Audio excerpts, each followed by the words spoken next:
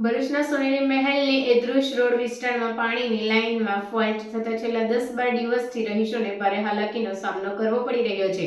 આ બાબતે વિપક્ષના નેતાને રજૂઆત કરતા તેઓએ લોકોની મુલાકાત લઈ સમસ્યાની માહિતી મેળવી સમસ્યાના કાયમી નિવારણ માટે વોટરવર્ક્સના અધિકારીને રજૂઆત કરી હતી।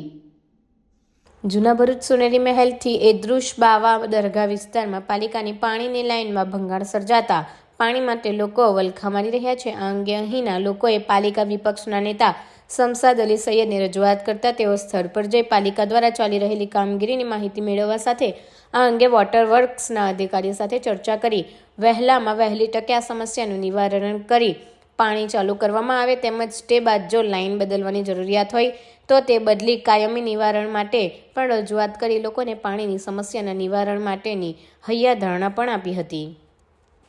ભરૂચના સોનેરી મહેલથી એદૃશ બાવા દરગાહની આસપાસના વિસ્તારોના અંદર છેલ્લા 1 મહિનાથી પાણીની સમસ્યા ખૂબ જ હતી અને છેલ્લા 15 દિવસથી નગરપાલિકા વોટર વિભાગ દ્વારા અહીંયા પાણીની લાઇનની કામગીરી ચાલુ છે।